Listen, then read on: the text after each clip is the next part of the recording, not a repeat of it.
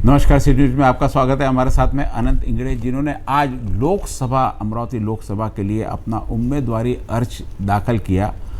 जानते कि उनसे ये उम्मीदवारी अर्ज क्यों दाखिल किया और क्या राजनीतिक सफर रहा, क्या इससे पहले भी राजनीति में रहे या सीधी लोकसभा की सीट पे चुनाव लड़ने जा रहे।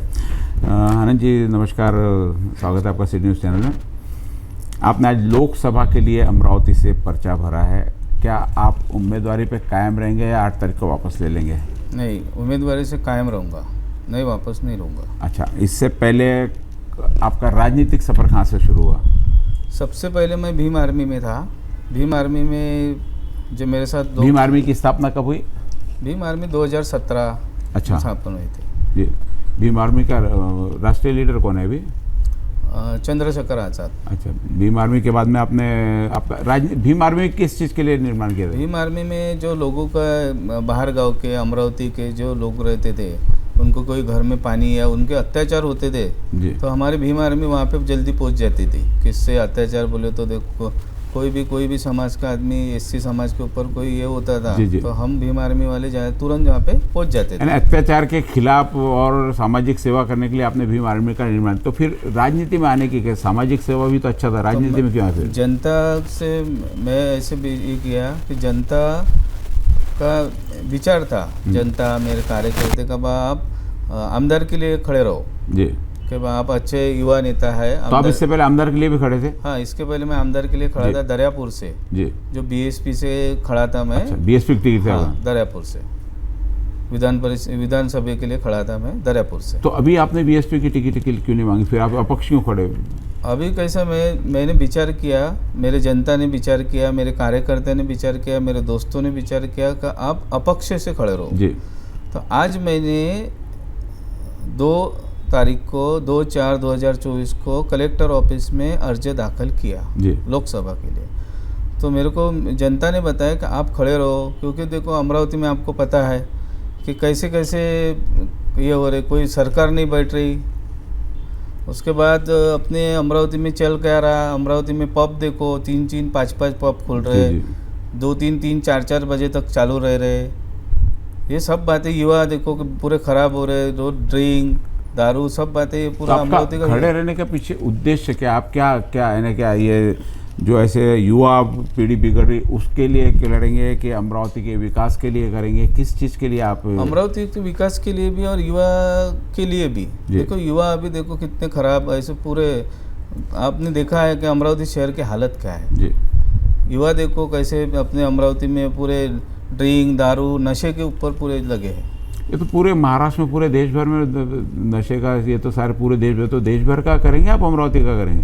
नहीं, मैं अमरावती जिले का करूँगा ना, क्योंकि मेरे को पता है कि मैं अगर चुन के आ गया तो मैं पहले अमरावती का विकास करूँगा, अमरावती जिले का विकास करूँगा, जो अत्याचार हो रहे उसको मैं ख़त्म करूँगा। विकास के इसमें क्या है आपके पास? विकास के हाथ में देखो, अभी अपने अमरावती में कपास का बहुत बड़ी फैक्ट्री थी। फैक्ट्री बोले तो ऑल इंटरनेशनल लेवल का जो कपास है, जो अपने पहले पुराने इसमें जो बड़े बड़े गाड़ियाँ ऐसे भरे रहते थे, तो वो मैं फिर से वापस लाऊंगा।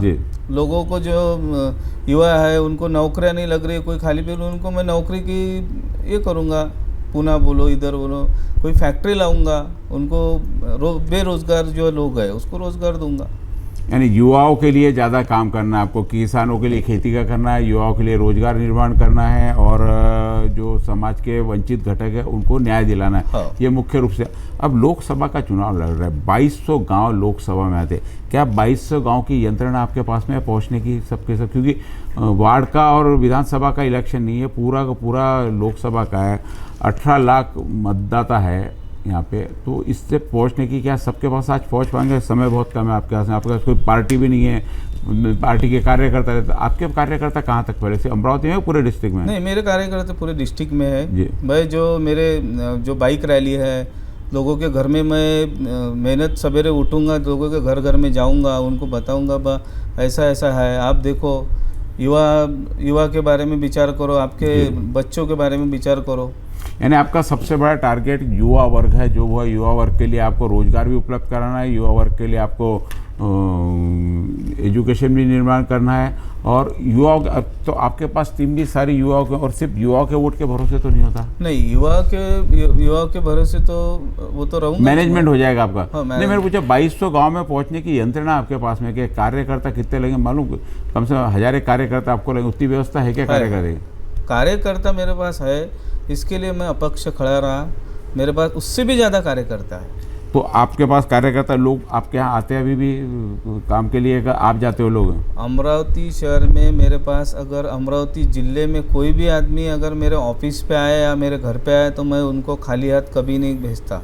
मेरा दरबार आधे रात को खुला रहेगा, 24 घंटे खुला, कोई भी अपेक्षा मेरे पास ला सकते हैं। इन सब चीज़ों के लिए पैसा कहाँ से आता है? क्या व्यवसाय है आपका? मैं बिल्डर हूँ। अच्छा, बिल्डर हूँ, सबको पता है, मैं बिल्डरशिप का काम करता हूँ, और प्लॉट वगैरह मैं बेचता हूँ, जो मेरे को कमीशन आती है उससे मैं समाज सेवा करता। लॉकडाउन में मैंने खुद 2019 में 2018 में जो किसने नहीं किया वो मैंने किया। मैंने लोगों को जो लॉकडाउन के इसमें किराने के 1000 रुपये की बैग डी मार्ट से जाके मैं 5-10 लाख का किराना आके मैंने हर अमरावती ज़िले में किराना घर तक पहुँचा हो, वो मेरे पास पूरा प्रूफ है। लोगों के घर में जिसके कोई नेता नहीं आता था तो तब जाके अनंता इंगड़े पहुँचता था वहाँ पे, कि तुम मेरे कार्यकर्ता पूछते थे बैग लेके कि तुम किराना लो, तब लोग जाके बोलते थे कि तुम्हारे जैसा मैंने आदमी कभी देखा नहीं, कोई नेता नहीं आता था वहाँ पे। अभी 4 लोग और नॉमिनेशन फॉर्म भरे, एक नवनीत राणा है, दिनेश बुग है, आनंदराज अंबेडकर है और अनंता इंगड़े। आपकी प्रतिस्पर्धा किससे आपको कॉम्पीट करना है? नहीं, वो उनके हिसाब से इलेक्शन लड़ेंगे, वो उनका मुद्दा है, मेरा मुद्दा अपक्ष है, मैं मेरे हिसाब से इलेक्शन लड़ूंगा। तो आप कांग्रेस के खिलाफ प्रचार करके वोट लोगे, बीजेपी के खिलाफ प्रचार करके वोट लोगे? आपका प्रचार किसके खिलाफ रहेगा कि खुद का रहेगा? नहीं, मेरा खुद का रहेगा, उनसे अच्छा। कोई मेरा लेना देना नहीं है, उनसे मेरा कोई लेना देना, मैं खुद मेरी अपक्ष हूँ, मैं मेरे हिसाब से खुद वोटिंग लूँगा, खुद मेहनत करूँगा और खुद जाके लोगों के घर में जाऊँगा। एक बहुत अच्छी बात अनंता इंगड़े ने यहाँ की, जहाँ हम देख रहे हैं कि आज की राजनीति में एक दूसरे पे आरोप और आक्षेप लगाकर उससे श्रेष्ठ मैं कैसा हूँ ये बताने की कोशिश करते, लेकिन इन्होंने यहाँ कहा कि दूसरों से मुझे कोई मतलब नहीं, मुझे मेरा प्रेजेंटेशन देना है, मुझे प्रस्तुत होना है, मुझे बताना है कि मैं किस प्रकार से काम करूँगा। निश्चित रूप से एक नई सोच, युवा की सोच आज यहाँ पे हमको देखने को मिल रही है। यदि ऐसा सब सोचे, किसी पर आरोप नहीं लगा, तो निश्चित जनता को भी समझने में रहेगा कि सबने अपने अपनी क्वालिटी बता दी, हमें किसे चुनना। हम यहाँ सिर्फ करते कि वो गलत है, वो सही है, उसने ये कर दिया, उसने ये कर दिया, इसी आधार पर वोट मांगते हैं। तो ये थे हमारे अनंता इंगड़े, जो अभी आने वाले लोकसभा चुनाव में उम्मीदवारी के रूप में, और आगे और चर्चाएं होते रहेंगी और इनसे जानकारी मिलते रहेंगे।